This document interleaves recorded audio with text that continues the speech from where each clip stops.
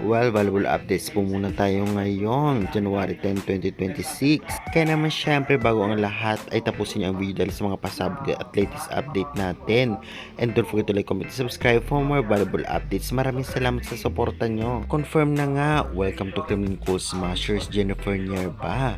Pangmalakas ang depensa ay mapupunta pa sa Kremlin. Kaya syempre lalo ito magpapalakas sa kanila. Lalong lalo pa kitang-kita nga natin na gustong-gustong bumawi ng Kremlin ngayong conference na ito.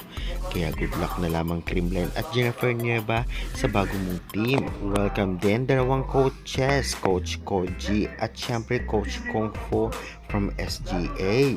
Grabe talaga namang mas papalakasin pa ang SGA ngayon ng dalawang coaches na ito at syempre ang kanilang mga players na pangmalakasan. Kung ating napansin sa mga karaang video ay talagang isa sa kanila si Mylene Patat. Kaya naman tiyak magpapalakas din ngayon at isa rin sa threat ang SGA ngayon pa parating na PBL All Filipino Conference. Kaya good luck. Welcome naman to Signal, syempre Ivy Perez. Kitang-kita magpapalakas to lalo si Ivy sa Signal SG Spikers na talaga namang alam naman nating sobrang nagpapalakas din ang Signal ngayon dahil magte-trainingan sila sa Japan.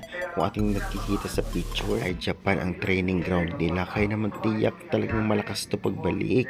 Kaya good luck na lamang sa inyo Signal SG Spikers players. Di makulangan magre-retired na, nakakalungkot ito. Alam nating lahat na talaga namang huli niyang team ay ang Kremlin.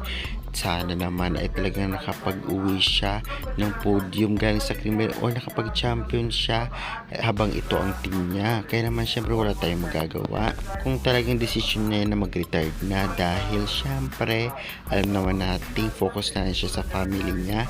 Kaya good luck na lamang sa iyo D-Max sa iyong desisyon at sa next journey mo. Kaya syempre susuportahan ka ng iyong fans. Kaya naman syempre kung ating nakikita rin sa picture, sila na nga ba talaga ang bagong team o talaga naman mga players ng isang team? Grabe napakalakas nito. Kung ating titignan ay kilalang kilala ang mga players dito at mga very veterans.